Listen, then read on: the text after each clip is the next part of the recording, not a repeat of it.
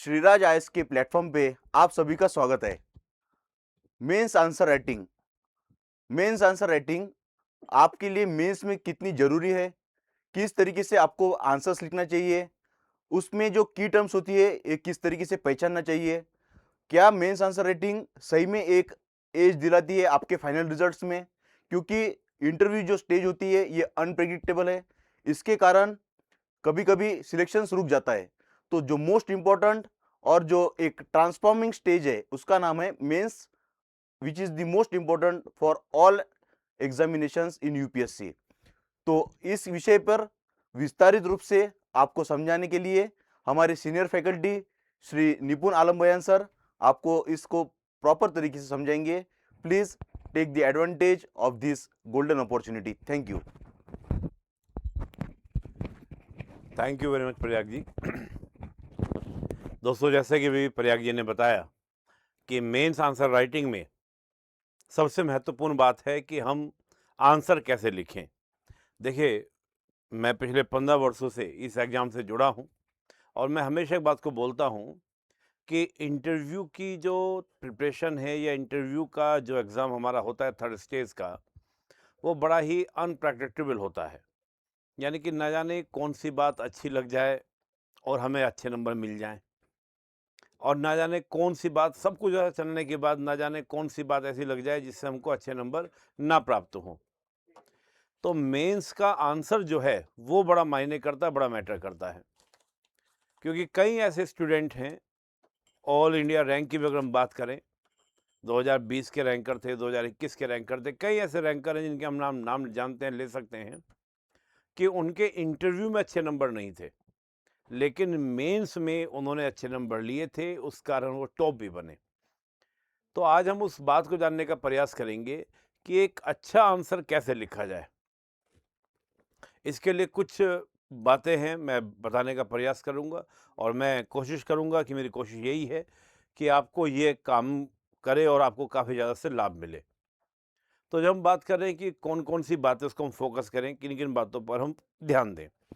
मेरा हमेशा मानना रहा है, 3 बातों पर मेरा हमेशा बल रहता है, जोर रहता है कि मैं 3 बातों को हमेशा बोलता हूँ कि सभी अभ्यर्थियों को बिना किसी डाउट के, बिना किसी संकोच के, ये 3 बातें जो मेरे अपने अनुभव से है। पहला, कॉन्सेप्ट क्लियरिटी। अगर आपका कॉन्सेप्ट क्लियर है, यानी कि जो भी प्रश्न पूछा गया है, उस प्रश्न को लेकर अगर आपके कॉन्सेप्ट में क्लियरिटी है, तो यकीन मानिए ऑलरेडी आपका आंसर अच्छा होगा। जैसे जस्ट एग्जांपल, क्योंकि polity, international relations, international security में पढ़ाता हूँ। मान लीजिए क्वेश्चन आए पॉलिटी के ऊपर और जुडिशियल एक्टिविटीज़ के ऊपर क्वेश्चन आ जाए या फेडरलिज्म के ऊपर क्वेश्चन आ जाए, तो जो जुडिशियल एक्टिविटीज़म को लेकर हम बात करते हैं, तो जुडिशियल एक्टिविटीज़म के बारे में आपको पता है, जुडिशियल एक्टिविटीज़म कैसे आया, जुडिशियल रिव्यू क्या है, जुडिशियल ओवररीच क्या है, जुडिशियल रेस्टेंट क्या है। अगर इनके बारे में आपकी कॉन्सेप्ट क्लियरिटी है, तो यकीन मानिए कि आपका आंसर अच्छा लिखा जाएगा। पहली बात होती है कि आपकी कॉन्सेप्ट पर पूरी पकड़ होनी चाहिए। यानी कि जो भी प्रश्न है, उससे रिलेटेड जो कॉन्सेप्ट है, अगर आपका वो दमदार होगा, तो निश्चित रूप से आपका आंसर बेटर होगा। यानी कि मैं सही जानूँगा, तो मैं सही लिखूँगा। देखिए, लिखना क्या है? अभिव्यक्ति का एक माध्यम है। जैसे मैं बोल के अभिव्यक्त कर रहा हूँ, तो लैंग्वेज है और लैंग्वेज चाहे हम लिख कर करें या बोल कर करें। लेकिन लैंग्वेज के साथ कॉन्सेप्ट होना, यहाँ पर मैं हमेशा एग्जाम्पल देता भी हूँ कि यहाँ पर अगर कॉन्सेप्ट क्लियर है, तो डेफिनेटली क्या होगा, मेरा आंसर ऑटोमेटिकली क्या होगा, अच्छा होगा, निश्चित रूप से अच्छा होगा। तो कॉन्सेप्ट क्लियरिटी। दूसरा, मैं हमेशा बोलता हूँ कि हमारा हर सब्जेक्ट का अपना एक टेक्निकल वर्ड होता है, यानी कि एक टर्मिनोलॉजी होती है, एक टेक्निकल हमारी शब्दावलियाँ होती हैं। उन शब्दावलियों का भी रूबरू होना मेरे लिए बहुत ज़रूरी है कि where we use the freedom word और where we use the liberty word. कहाँ हम यूज़ करेंगे ऑटोनॉमी और कहाँ पर हम फ्रीडम, कहाँ पर हम लिबर्टी, कहाँ पर हम सोवरेंटी वर्ड का यूज़ करेंगे। कहाँ पर हम पैलेब्साइट और कहाँ पर हम रेफरेंडम वर्ड का यूज़ करेंगे। अगर इस तरह के टेक्निकल वर्ड जो होते हैं, हर सब्जेक्ट के अपने टेक्निकल वर्ड्स होते हैं, चाहे वो इंटरनेशनल रिलेशंस की हम बात करें कि हम पाकिस्तान को एक फेल्ड स्टेट कहेंगे या पैरियर स्टेट कहेंगे या एक रोग स्टेट कहेंगे। अगर इन तीनों ही टेक्निकल टर्मिनोलॉजी की आपको जानकारी है, तो निश्चित रूप से आपका जो आंसर है वो बेटर होगा, वो अच्छा होगा। तो टेक्निकल वर्ड की भी इंफॉर्मेशन आपके पास आनी चाहिए, होनी चाहिए। और थर्ड पार्ट है आपका प्रेजेंटेशन।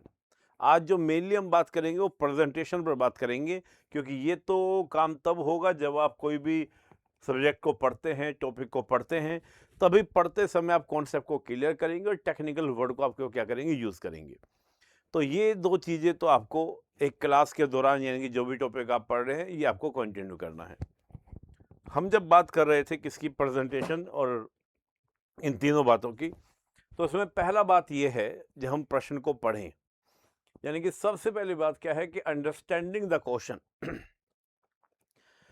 मेरे 15 वर्षों के अनुभव में, मैं जब स्टूडेंट था तब भी और जब से मैं टीचिंग कर रहा हूँ तब भी, मैंने ये बात नोट की है कि कई बार क्या होता है, हम प्रश्न को समझते नहीं कि प्रश्न की डिमांड क्या है, वो फोकस क्या करना चाह रहा है और किस रिगार्डिंग वो क्वेश्चन पुट कर रहा है।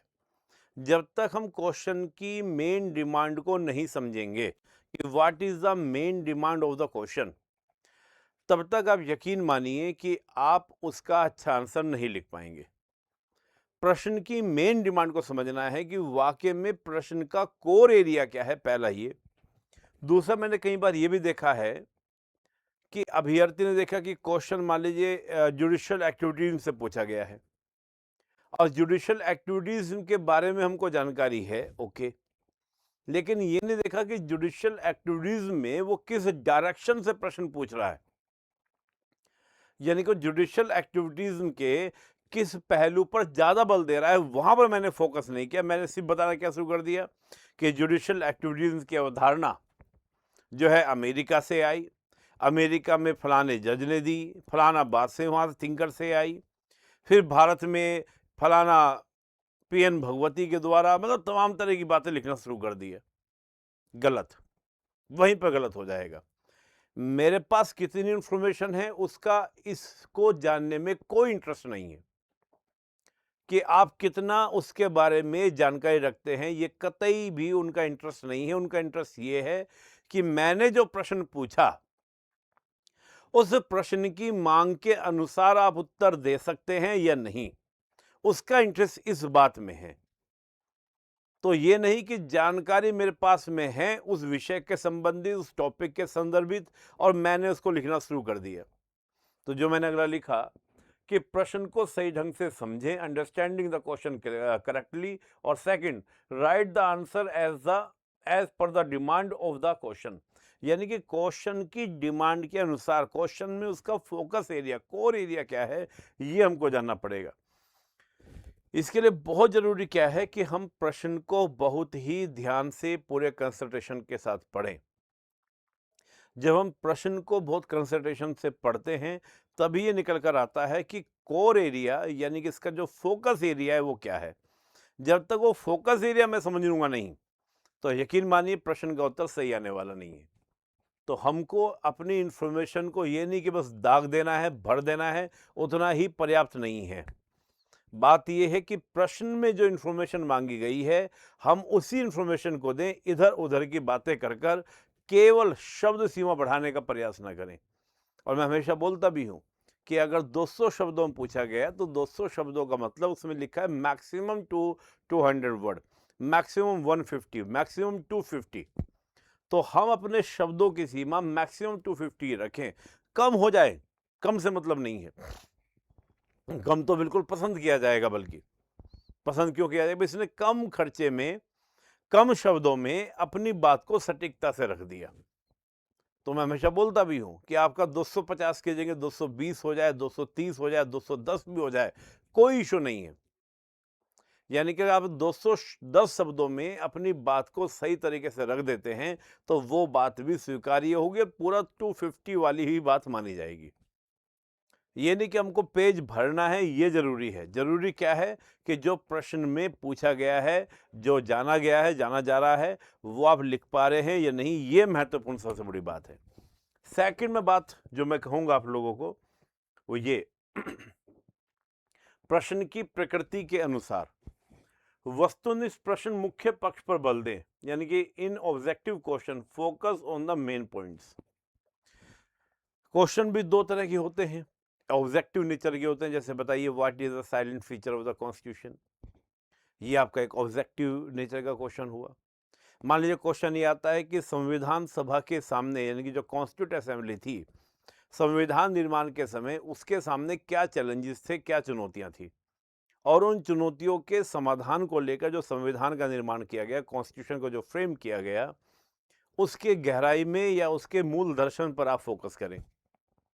तो ये क्वेश्चन हुआ आपका सब्जेक्टिव। ठीक है, प्रॉब्लम सी उनको आप पॉइंट्स में लिख सकते हैं, लेकिन बाद में जब हम उसका समाधान की क्या कॉन्स्टिट्यूट असेंबली की स्पीचेस में कहा गया था, बाबा साहेब अम्बेडकर जी ने क्या बोला कॉन्स्टिट्यूशन के बारे में, कि जब कॉन्स्टिट्यूशन निर्माण हो रहा था, या बाकी और लीडर्स थे, उनका क्या अप्रोच था, क्या नज़रिया था, उसको आप क्या करेंगे, राइट डाउन करेंगे, लिखेंगे। तो मेन बात यह है कि जब हम क्वेश्चंस को लिखना स्टार्ट करें, तो हम ये देखें कि क्वेश्चन आपका ऑब्जेक्टिव नेचर का है या सब्जेक्टिव नेचर का है, उसके अकॉर्डिंग ही हम आंसर लिखें। अगला,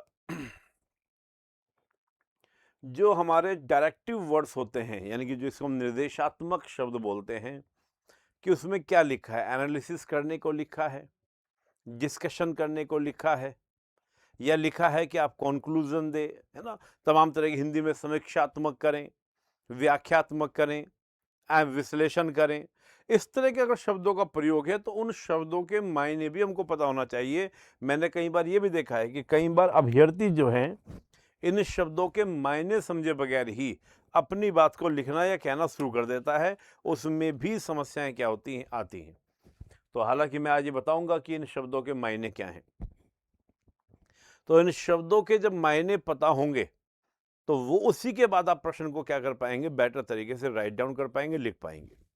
और थर्ड, अच्छा ये तो हुई सेकंड बात। नेक्स्ट हम देखें, उत्तर लिखने से पहले, यानी कि जब हम before the writing the answer, question को फ्रेम करना जरूरी है कि मैं इस क्वेश्चन में जो मटेरियल डालने वाला हूं, यानी कि मेरा जो कंटेंट इसमें जाने वाला है, उसकी मेरे पास में क्या प्लानिंग है, और मेरे पास क्या क्या मेरे पास फैक्ट्स हैं, क्या मेरे पास में डेटा है, क्या मेरे पास में एग्जाम्पल हैं, क्या मेरे पास कॉन्सेप्ट्स हैं, क्या मेरा कंटेंट रहने वाला है, उसकी बकायदा पूरी पूरी आपकी क्या होनी चाहिए, जानकारी, इंफॉर्मेशन होनी चाहिए। क्वेश्चन भले ही हिस्ट्री का हो, क्वेश्चन भले ही हिस्ट्री की, हिस्ट्री तो पास्ट की बात है, लेकिन कोशिश करें कि उसको हम प्रेजेंट से जोड़ें, वर्तमान में लेकर आए।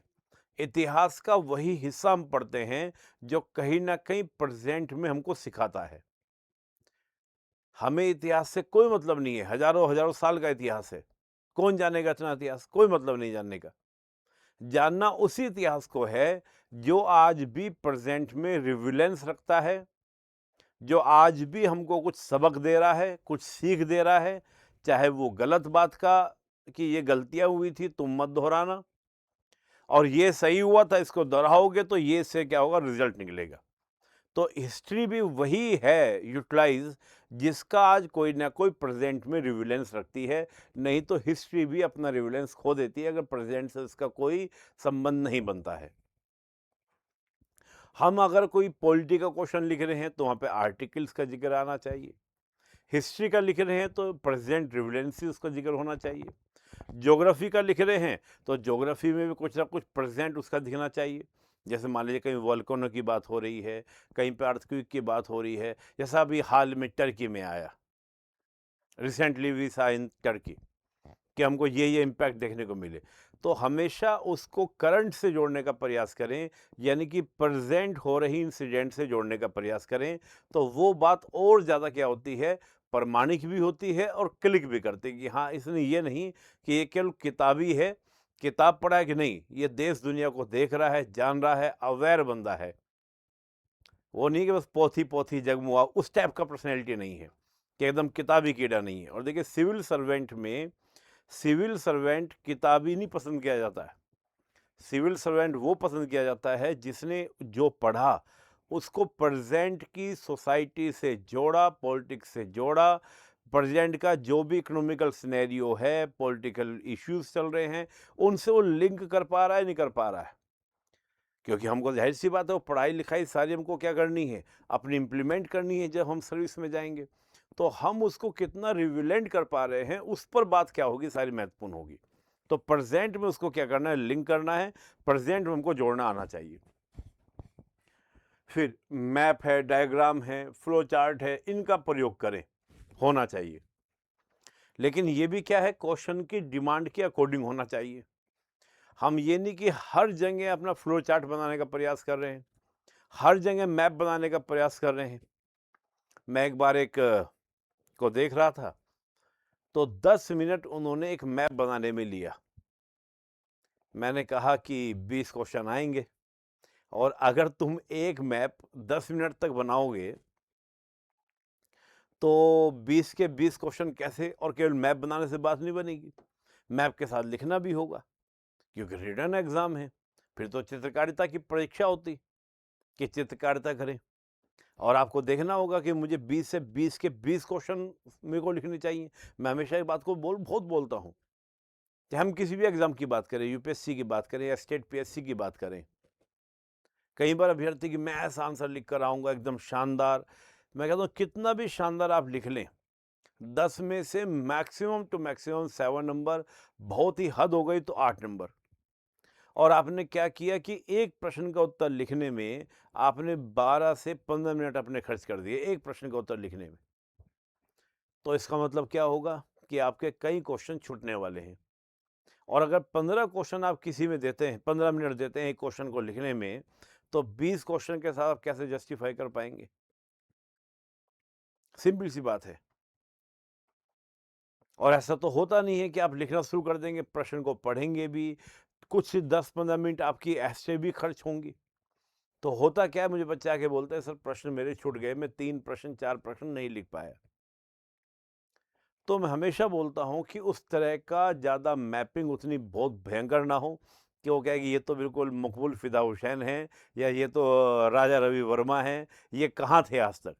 उस तरह का हमको मैप का प्रयोग नहीं, डायग्राम का प्रयोग नहीं, लिखें जिससे क्या है कि आपकी प्रेजेंटेशन बेटर हो। देखिए मैं हमेशा बोलता हूँ कि जो इस प्रकार का फ्लो चार्ट है, डायग्राम्स हैं, मैप हैं, ये आपके आंसर को सुंदर बनाते हैं। कॉन्सेप्ट ही उसको आधार देता है। मैं तो कई बार मजाक-मजाक में क्लास में बोलता भी हूँ कि आप खीर बना रहे हैं तो खीर का जो मेन कंटेंट है वो चावल, दूध और शुगर है। उसको सही क्वांटिटी में और सही तरीके से पकाया जाए तो वही आपको आनंद देगी। ऊपर से डलने वाले जो ड्राई फ्रूट्स हैं, वो खीर का मेन कंटेंट नहीं है। हम कितना भी उसमें भर दें तो फिर वो खीर खीर नहीं रह जाएगी। अगर ठीक तरीके से आपने पकाया नहीं है चावल दूध को, आप कितना ड्राई फ्रूट डाल लीजिए, मजा आने वाला नहीं है। तो वो भी उतनी क्वांटिटी में हो जिससे उस खीर का जो मेन कंटेंट है वो प्रभावित ना हो। तो बात मेन जो है ध्यान रखने की ये है कि मेन कंटेंट पर फोकस करना है, सुंदरता के चक्कर में ऐसा ना हो कि हमारा मेन कंटेंट मिस हो जाए। ये बात ध्यान रखने वाली बात है। यूपीएससी ने कहा है लिखना है, रिटर्न एग्जाम है। रिटर्न एग्जाम में सुंदरता लाने का प्रयास करें, फ्लो चार्ट वगैरह डालें, लेकिन इतनी अति ना हो जाए कि वो जो मेन कंटेंट हो गायब हो जाए। मैं इस बात पे बहुत फोकस कर रहा हूँ क्योंकि मैं कई ऐसे लोगों को जानता हूँ जो उस पर ही ज़्यादा क्या करते हैं, फोकस करते हैं। मेरे कई स्टूडेंट पहले भी कि एकदम सुंदरता ला देनी है और 10-10 मिनट तक मैप बैठ के बना रहे हैं। मैं उनसे फिर एक प्रैक्टिकल सा पूछता हूँ कि ये कोई चित्रकारिता का एग्जाम तो है नहीं कि आप 3-3 4-4 कलर के पेन उठाकर मैप बना रहे हैं, फलाना गंगा रिवर यहाँ से निकल रही है, ये यमुना रिवर है, यहाँ संगम में आके मिल जा रही हैं, फिर ये दिल्ली से चल रही है, आगरा होते हुए जा रही है, मतलब पूरा एकदम उसको व्याख्या चल रही है। कोई ज़रूरत ही नहीं है उसकी बताने की इतनी। तो इसी को थोड़ा हम ध्यान रखेंगे। दूसरी बात, तथ्यों की अधिकता से बचें, ये भी ध्यान रखना है। जैसे मैंने कहा, ड्राई फ्रूट्स वाली बात, मैंने खीर का एग्जाम्पल दिया। फैक्ट्स दें, लेकिन फैक्ट्स की भी बम्बार्डिंग नहीं होनी चाहिए। देखिए फैक्ट्स केवल उसीलिए यूज़ होगा, फैक्ट्स और एग्ज़ाम्पल सिर्फ़ इसलिए यूज़ होता है कि जो मैं बात कह रहा हूँ, मैं इसको जस्टिफ़ाई करने के लिए भी मेरे पास कंटेंट है। यानी कि अपने द्वारा, चाहे वो एथिक्स का पेपर हो या जीएस 1, जीएस 2 या जीएस 3 या जीएस 4 या ऐसे का पेपर हो, हम सब जगह देखें, जो मैं अपनी बात कह रहा हूँ, उसको मैं प्रामाणिकता यानी कि उसको मैं सिद्ध कर रहा हूँ, प्रूफ कर रहा हूँ, तथ्य देकर, एग्ज़ाम्पल देकर। इतना ही होना चाहिए यूटिलाइज़, ये नहीं कि तथ्यों की बम्बार्डिंग हमने शुरू कर दी, क्योंकि तथ्यों से आपकी राइटिंग स्किल पकड़ में नहीं आएगी। आपके शब्दों का चयन, आपके कॉन्सेप्ट की क्लैरिटी तथ्यों से पकड़ में नहीं आएगी, वो पकड़ में आएगी किससे? कॉन्सेप्ट से। मैं कई सारे अभ्यर्थी जो सिलेक्ट हुए उनको जानता हूं जिन्होंने तथ्यों की बहुत बम्बार्डिंग नहीं की, कॉन्सेप्ट को दिया और कॉन्सेप्ट की बात बनाई। तो हमें तथ्यों के प्रति भी सावधान रहना है कि ये नहीं कि एकदम फैक्ट्स फैक्ट्स फैक्ट्स की हम क्या कर दें? बम्बार्डिंग कर दें। लास्ट पॉइंट, भाषा में प्रवाह हो, यानी कि जो हम लिख रहे हैं, पैराग्राफ कहाँ पर चेंज कर रहे हैं, ये मायने करता है। इन्फॉर्मेशन को हम जिस तरह से दे रहे हैं, क्योंकि कई बार ऐसा भी होगा, आपने स्टार्टिंग में सोच लिया मुझे ये कंटेंट डालना है, लेकिन कंटेंट डालते डालते भी क्या होगा, आपको कई बार कुछ बातें याद आएंगी, यार ये पॉइंट्स पे अच्छा डल सकता था, ये पॉइंट्स पे अच्छा डल सकता था, और आपने उस क्वेश्चन के अंदर उसको क्या कैसे भी करके डाल दिया। मैं हमेशा बोलता हूँ कि कंटेंट आपके पास आ गया तो बहुत सारा जगह है आपका, और भी आपको आंसर लिखने हैं, कुछ अच्छे आइडियाज़ आपके माइंड में आ रहे हैं, आप उस कंटेंट को वहाँ भी यूज़ कर सकते हैं। आपको लग रहा है कि यार इस प्रश्न का कंटेंट मैं दूसरे कंटेंट में कैसे डाल दूँ? ऐसा ही है, यही है राइटिंग स्किल। जब आप आंसर लिखते हैं बार-बार तो आपको समझ में आने लगेगा कि एक ही कंटेंट को कई प्रकार से उसको यूज़ किया सकता है, कई और प्रश्नों में भी। ज़रूरी नहीं कि उस सामग्री से मेल खाता हो। जैसे सतत विकास, समावेशी विकास, यानी कि हम उस प्रकार की, जब हम कहते हैं सस्टेनेबल डेवलपमेंट की हम बात करते हैं, हम बात करें कि सबको साथ लेकर चलने की हम बात करें, तो जब हम इंक्लूसिव ग्रोथ की बात कर रहे हैं तो कुछ ऐसी चीज़ें हैं जिसको हम कई जगह यूज़ कर सकते हैं। तो उन शब्दों का इस्तेमाल आप बहुत जगह इसको यूज़ कर सकते हैं। ये आपको लिखते-लिखते, प्रैक्टिस करते-करते आने लगेगा कि ऐसा नहीं है कि कंटेंट तो ऐसा नहीं होना चाहिए कि जब हम लोग लिख रहे हैं और हमको एक्स्ट्रा कंटेंट आ रहा है, ज़बरदस्ती उसको हम प्रश्न के अंदर, उत्तर के अंदर डालने का प्रयास कर रहे हैं। अच्छी बात अगर आ रहा है, लेकिन वो फ्लो मेंटेन रहे। जो कॉपी चेकर है उसको ऐसा ना लगे कि मैं क्या पढ़ रहा हूँ और अब कौन-सी बात शुरू हो गई। कई बार आपने मूवीज़ इस तरह की देखी होगी। हम मूवी देख रहे हैं और फिर कहीं से कोई भी सीन उसमें आगे लग गया, तो उस मूवी को देखने का मज़ा ही खराब हो जाता है। और जब कॉपी चेकर का मज़ा खराब होगा, मूड खराब होगा, तो ज़ाहिर-सी बात है वो स्ट्रेस जो है, वो हमारे नंबरों पे डालेगा, यानी कि हम उसको स्ट्रेस देंगे, तो वो हमारे नंबर को स्ट्रेस देगा। तो भाषा प्रवाह। दूसरा, कई बार मुझसे कहते हैं, हिंदी के बच्चे बोलते हैं कि सर लैंग्वेज में जैसे हम वर्तनी अशुद्धियाँ करते हैं, यानी कि हम स्पेलिंग मिस्टेक्स करते हैं, क्या उसका इम्पैक्ट पड़ता है? बिल्कुल इम्पैक्ट पड़ता है। हाँ, एक एक आंसर में 1-2 कोई वर्तनी अशुद्धि हो गई, समझ में आता है। लेकिन हर लाइन में आपकी वर्तनी अशुद्धि हो रही है या स्पेलिंग मिस्टेक्स हो रही है, उसकी दिक्कत है, इश्यू है। फिर मुझसे कई बार बच्चे पूछते हैं कि सर हम हिंदी का पेपर लिखते हुए, हिंदी का आंसर लिखते हुए क्या इंग्लिश वर्ड का यूज़ कर सकते हैं?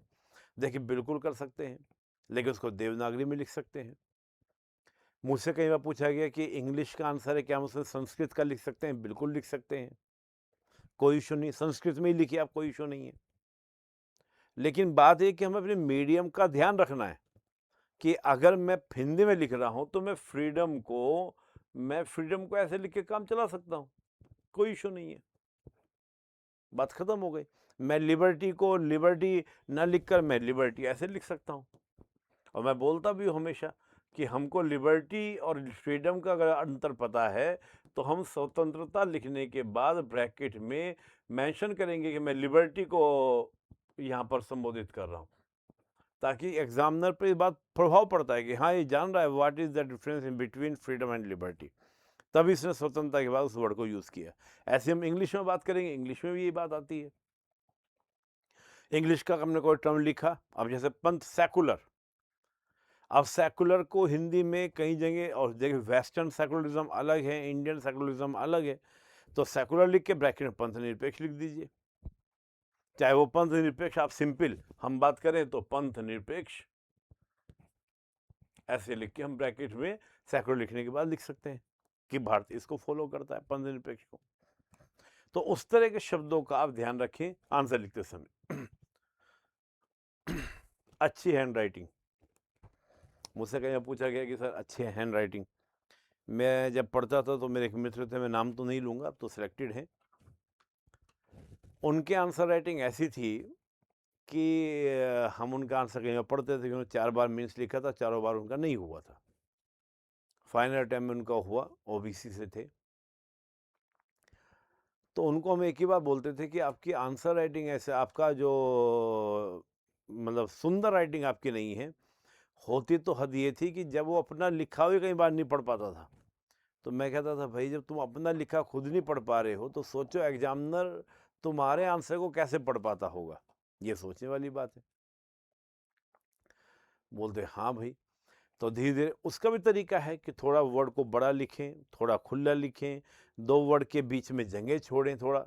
तो उस तरह की टेक्निक्स को अपनाएं कि कम से कम, मैं ये नहीं कहता कि एकदम 4 चांद लगा दें आप राइटिंग में, वो होना भी नहीं कि सुलेख प्रतियोगिता करें, बैठ के एकदम साफ-साफ लिखने का प्रयास कर रहे हैं। लेकिन इतना तो हो कि सामने वाले को आपका जो लिखी हुई बात है उसको समझने में स्ट्रेस ना पड़े। और देखिए हमेशा एक बात कही जाती है कि सुंदर चीज़ें हर किसी को अच्छी लगती हैं। तो सुंदरता हर किसी को प्रभावित भी करती है, तो सुंदर आंसर होगा, सुंदर राइटिंग में होगा तो डेफिनेटली एग्जाम में इस बात प्रभाव पड़ेगा। तो राइटिंग पर भी फोकस किया जाना चाहिए।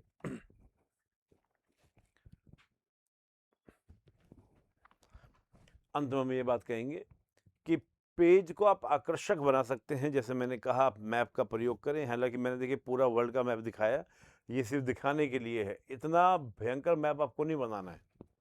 मान लो नेपाल के साथ आप दिखा रहे हैं कि नेपाल, इधर लिख दिया नेपाल, इधर लिख दिया भारत, और लिम्पियाधुरा की काला पानी क्षेत्र की बात चल रही है, लिप्पू लेक हो गया, लिम्पियाधुरा हो गया, काला पानी क्षेत्र हो गया, मतलब उतना लिखकर भी आप बना सकते हैं। हाँ, उससे पता चले हाँ ये बच्चा जान रहा है कि कहाँ लिम्पियाधुरा है। जरूरी नहीं कि आप नेपाल का पूरा मैप बनाएं, भारत का पूरा मैप बनाएं, आप इतना भी बनाकर अपना काम चला सकते हैं। सिर्फ शो करना है, डायग्राम का, फ्लो चार्ट का प्रयोग करें ताकि आपका पेज जो है वो क्या हो, बेटर लगे। स्पष्ट विचार, सटीक प्रस्तुति और संतुलित उत्तर अच्छे अंक दिलाते हैं। जैसे भी मैंने कहा था कि कुछ डायरेक्टिव वर्ड्स हमारे होते हैं, उनका एक बार मायना समझने का प्रयास करते हैं। देखिए अगर लिखा आएगा डिस्कस करें, डिस्कस करने का मतलब है कि पक्ष और विपक्ष दोनों लिखें। Right both the positive and negative aspects, यानी कि जो भी उसके पॉजिटिव और निगेटिव एस्पेक्ट्स हैं उनको आप लिखें, बताएं, ये महत्वपूर्ण है। अगर आता है एग्जामाइन करें, यानी कि परीक्षण करें, गहराई से विश्लेषण करें, तो एग्जामाइन इन द डेप्थ, यानी कि हमको क्या करना है, किसी भी चीज़ को उसको डिटेल से उसको क्या करना है, टेस्ट करना है, यानी कि उसको डिटेल से हमको बताना है, उसका चाहे पॉजिटिव है, निगेटिव है, या उसका इम्पैक्ट क्या है, जो भी चीज़ें हैं, यानी कि हम उसके डेप्थ में जाएं, गहराई में जाएं। जनरल बातें नहीं करनी है, जर्नल से आगे बढ़ना है। अगला आपका क्रिटिकल एग्जामाइन, कई बार लिखा होता है क्रिटिकल एग्जामाइन यानी कि आपका आलोचनात्मक परीक्षण, तो इसका माना जाता है कि हमको केवल आलोचना करनी है, क्रिटिसाइज करना है। क्रिटिकल एग्जामाइन का मतलब ये होता है कि हमको रैशनल तरीके से जानना है, रैशनलिटी, जो बायस ना हो, न्यूट्रल हो। क्रिटिकल एग्जामाइन का मतलब ये होता है कि आप पहले से ही हमें पक्ष लेना है, विपक्ष लेना है, ये सोचकर ना लिखें। क्रिटिकल एग्जामाइन का मतलब है कि रैशनल तरीके से लिखें, रैशनलिटी के साथ, तर्क के साथ लिखें। तो जब हमने किसी इंसिडेंट को देखा, मान लीजिए भाई जैन जी प्रोटेस्ट हुए दिल्ली के अंदर, और इसके ऊपर आता है क्रिटिकल एग्जामाइन कि इसका इम्पैक्ट पॉजिटिव नेगेटिव, आप मतलब इसका इम्पैक्ट पर चर्चा करें, को एग्जामाइन करें, या आपका यानी क्रिटिकल एग्जामाइन करें। तो इसका मतलब ये नहीं था कि हम केवल आलोचना करना शुरू कर दें या सरकार के द्वारा लिए गए जो स्टेप है उसकी आलोचना करना शुरू कर दें। इसके पॉजिटिव नेगेटिव क्या इम्पैक्ट हो सकते हैं दोनों, उसके बारे में आपको चर्चा करना है। ये है क्रिटिकल एग्जामाइन का मतलब। नेक्स्ट आपका कमेंट करें, टिप्पणी करें, अपना संतुलित मत दें, बैलेंस अपना व्यू दें। कमेंट करने का मतलब है कि जो ये पूछा गया प्रश्न आपसे है, इस पर आपकी राय क्या है और वो राय कैसी हो, आपकी बैलेंस व्यू वाली होनी चाहिए। आप किसी एक विचारधारा से, किसी एक व्यक्तित्व से, किसी एक विचार से इंस्पायर्ड नहीं दिखने चाहिए। आपका एकदम बैलेंस व्यू दिखना चाहिए, ये कमेंट करने का मतलब होता है। एनालिसिस करें। जब एनालिसिस करने की बात हुई तो हम उसके कॉज, इम्पैक्ट और कंक्लूजन, इसको हमको बताना है। ये मतलब है एनालिसिस करने का कि इसका कॉज क्या है, इसका इम्पैक्ट क्या है, इसका कंक्लूजन क्या है। और फिर अगला आपका इवैल्यूएट, मूल्यांकन करें। मूल्यांकन का मतलब है कि उपलब्धियां हैं, कमियां हैं का आकलन करें कि इससे हमको क्या लाभ होगा, क्या हानि होगी, क्या फ़ायदा, क्या नुकसान, क्या प्रॉफिट, क्या लॉस, क्या पॉन्स, क्या कॉन्स, क्या प्रोज और कॉन्स। आप दोनों को बताएं कि प्रोज क्या हैं, कॉन्स क्या हैं, ये आप इसके अंदर बताएंगे, गुण दोष दोनों को बताएंगे। फिर अगर लिखा कि एनुमरेट यानी कि आपको सूचीबद्ध करें, तो बिंदुवार सूची दें कि हमको पॉइंट टू पॉइंट बातों को लिखना है। और अंतिम आपका स्पष्ट करें यानी कि आपका इवेल्युएट करें। तो इवेल्युएट का मतलब हुआ एक्सप्लेन इन द डिटेल, यानी कि उसको आप क्या करें, एक्सप्लेन करें, स्पष्ट करें, इवेल्युएट करें। उत्तर की स्ट्रक्चरिंग क्या होनी चाहिए, संरचना कैसे होनी चाहिए। देखिए, जब हम किसी प्रश्न को लिखते हैं तो प्रश्न में हर प्रश्न का 3 पैराग्राफ माने जाते हैं, मोटे मोटे कि 3 पैराग्राफ होने चाहिए अगर 150 शब्दों में है तो 150 शब्दों का मतलब हुआ कि 30 से 40 शब्दों में आपका उसका प्रस्तावना हो। प्रस्तावना में परिभाषा हो सकती है, कोई तथ्य के बारे में, कोई रिपोर्ट के बारे में, कोई आर्टिकल के बारे में, कोई डेटा के बारे में, कोई एग्जाम्पल के बारे में चर्चा हो सकती है। स्टार्टिंग यानी कि प्रस्तावना जब हम लोग करें तो अपनी बात को प्रामाणिकता से शुरुआत करें कि अभी हाल ही की रिपोर्ट में ये बात कही गई थी और ये रिपोर्ट इस समय नहीं भी याद आ रहा है इस समय, लेकिन ये रिपोर्ट में ये बात कही गई थी। अगर उस रिपोर्ट को हम देखते हैं या कोई एग्जाम्पल है, कोई आर्टिकल है कि आर्टिकल 143 में इस प्रकार की व्यवस्थाओं के माध्यम से चर्चा की गई है, कोई फैक्ट्स दें, रिपोर्ट दें। प्रेजेंट में कोई इंसिडेंट हुआ कि अभी हाल ही में जो जैन प्रोटेस्ट हुए, उसने इस बात पे सोचने को मजबूर किया कि लोकतंत्र में गरिमा कितनी महत्वपूर्ण रखती है, यानी कि डिग्निटी कितनी महत्वपूर्ण होती है, कितना उसका आवश्यकता है, ये सोचने को मजबूर किया। हमें ये सोचने में मजबूर किया कि सरकार कब बात को सुनेगी, किस तरह से बात को सुनेगी, ये हमको सोचने को मजबूर किया। प्रोटेस्ट का सही तरीका क्या होगा, क्या उसका इतना उग्र रूप हो सकता था वो पार्लियामेंट में जा सके, ये इस तरह की बातें हम लोग लिखना शुरू करेंगे। यानी कि कहीं ना कहीं अपनी बात की शुरुआत हम डेफिनेशन से, तथ्य से, रिपोर्ट से, आर्टिकल से, डेटा से, एग्जाम्पल से हम लोग करेंगे। अगला मुख्य भाग, ये मान के चले कि अगर 150 शब्दों में है तो हमने 30 से 40 शब्दों में लिखा, तो करीब 90 से 100 शब्दों में हमारा होना चाहिए मुख्य भाग। इसमें हो सकते हैं 2-3 पैराग्राफ हो जाएंगे, 30 से 40 शब्द के हम 2-3 पैराग्राफ, लेकिन मुख्य भाग जो है उस पर हमारा ज़्यादा फोकस होगा। उसमें आपको कोर्स बताना है, इम्पैक्ट बताना है, चैलेंजेस क्या है वो बताना है, एग्जाम्पल देते हुए हमको सब चीज़ों को लिखना है। डेटा रिपोर्ट का जिक्र वहाँ भी होगा, पॉजिटिव नेगेटिव इम्पैक्ट्स की चर्चा वहाँ पर होगी, यानी कि प्रोस कॉन्स की चर्चा वहाँ पर होंगी। तो ये हमारा मेन बॉडी में होगा, यानी कि मुख्य भाग में होगा।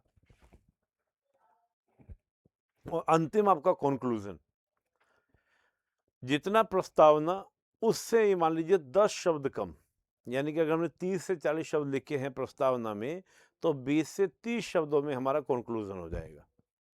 और उस कंक्लूजन में हम अपनी बात को क्या लिखेंगे, यानी कि सिंपल ध्यान रखना है कि कंक्लूजन हमेशा पॉजिटिव हो और ध्यान रखिएगा हमेशा सॉल्यूशन देने वाला हो, नेगेटिव ना हो। जैसे कि भारत 2047 में एक डेवलप कंट्री बन सकता है या नहीं, इसकी समीक्षा करें, इसको इवैल्यूएट करें।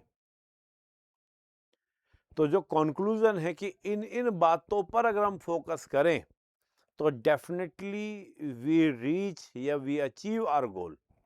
इन बिंदुओं पर या इन बातों पर हमको क्या करना है, फोकस करना है।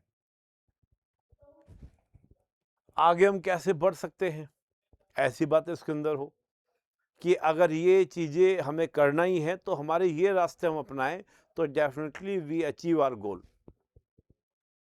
कुछ कॉन्स्टिट्यूशनल वैल्यूज का जिक्र करें, कुछ जैसे SDGs, ये हर जगह हर क्वेश्चन हम लोग लिख सकते हैं कि केवल तरक्की करना महत्वपूर्ण नहीं है। कल ही मैं एक बात सुन रहा था, तो उन्होंने कहा कि देखिए केवल अगर आप तरक्की कर सकते हैं, डेवलप कर लें, खूब कैपिटल इकट्ठा कर लें, बड़ा बड़ा इंफ्रास्ट्रक्चर खड़ा कर लें, तो उससे ही नहीं कि आपका पूरा डेवलपमेंट हो जाएगा। डेवलपमेंट तभी होगा जब हम सबको साथ लेकर चलें।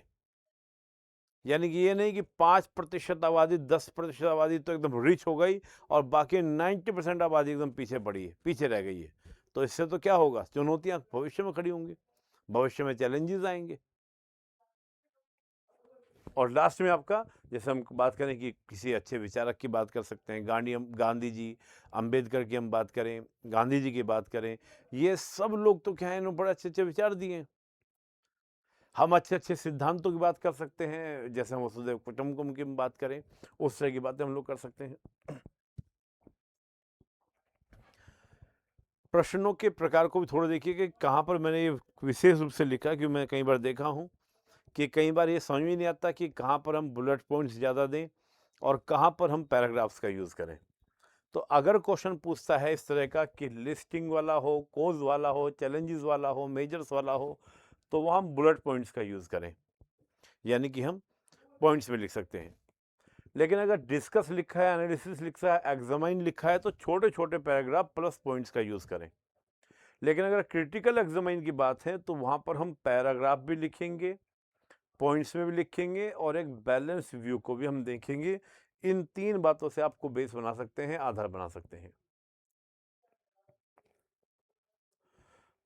अंत में एक मैं टेक्निक बोलूँगा कि देखिए जब भी आपका आंसर हो, चाहे वो एथिक्स का हो, पॉलिटी का हो, इकोनॉमी का हो, साइंस का हो, कोई भी हो, एक आपके आंसर में हमेशा एक मल्टी डायमेंशन अप्रोच जरूर दिखनी चाहिए। उसके लिए एक पैस्टलेट फ्रेमवर्क भी कहा जाता है कि आपके हर आंसर में पॉलिटिकल एंगल भी दिखना चाहिए, इकोनॉमिकल एंगल भी दिखना चाहिए, सोशल, टेक्निकल, लीगल, इन्वायरमेंट, जितना मल्टी डायमेंशन आप दिखा सकते हैं अपने आंसर को। हिस्ट्री का लिख रहे हैं तो भी, और ये चीज़ें अब कैसे आएगा, देखिए जब हम पूरे मेंस का आंसर राइटिंग हम लोग करते हैं या पूरा हमारा जब सिलेबस हम पूरा अच्छा कायदे से पढ़ लेते हैं, तभी सही मायने में हमारे एक ही आंसर में, हम हिस्ट्री का लिख रहे हैं लेकिन हमको दिखता है, आंसर में दिखता है कि इसको पॉलिटी की भी अच्छी जानकारी है, इसको इकोनॉमी की भी अच्छी जानकारी है। हर आंसर में वो झलक दिखनी चाहिए, मल्टी डायमेंशन, कि हाँ इसका दिमाग एक तरफा नहीं है, ये केवल हिस्टोरियन नहीं है, ये केवल पॉलिटिशियन नहीं है, ये केवल आपका ज्योग्राफी को पढ़ने वाला बच्चा नहीं है, ये जो है हर चीज़ को समझ रहा है कि अर्थक्वेक का इम्पैक्ट किस किस पर पड़ सकता है। हमारी इकोनॉमी में पड़ेगा, हमारे इन्वायरमेंट में पड़ेगा, हमारे पॉलिटिकल सिस्टम पे पड़ता है। तो वो मल्टी डायमेंशन अप्रोच आपका यहाँ पर शो होना चाहिए, डेफिनेटली दिखना चाहिए। तो ये मैंने कुछ जो टेक्निक थी, छोटी छोटी बातें थी, जिसको मैंने आपको देने का प्रयास किया। और कोई भी आपका प्रश्न हो, मैं कोशिश करूंगा कि कुछ प्रश्नों की हम लोग प्रैक्टिस भी करें, जो क्वेश्चन यूपीएससी में पूछे गए हैं, PYQs, उसके माध्यम से और ज़्यादा आपको क्लियरिटी आएगी और इन चीज़ों को और अच्छे से आपको क्या समझने का प्रयास आप करेंगे, बेटर तरीके से आपको समझ में आएगा। तो आज के लिए इतना ही। और भी किसी विषय पर आप चाहते हैं कि संक्षिप्त में और जितना आपके काम लायक जानकारी है, टू द पॉइंट आपको मिले, तो आप कमेंट कर सकते हैं, उन विषयों पे भी हम चर्चा कर सकते हैं। मैं नहीं चाहता कि एकदम इन्फॉर्मेशन की गैदरिंग इतनी हो जाए और मूल जो चीज़ है उससे आप भटक जाएँ। होता क्या है, कई बार हम देखते हैं कि इतना ज़्यादा जानकारी दे दी जाती है कि जो मूल जहाँ पे हमको जो कंटेंट चाहिए, वहाँ पे फ़ोकस नहीं होता है। तो मैंने कोशिश की कि गागर में सागर को भरने की कोशिश की है। तो आज के लिए इतना ही। कमेंट कीजिएगा, बताइएगा और फिर हम लोग आगे चर्चा करेंगे। बहुत धन्यवाद। जय हिंद।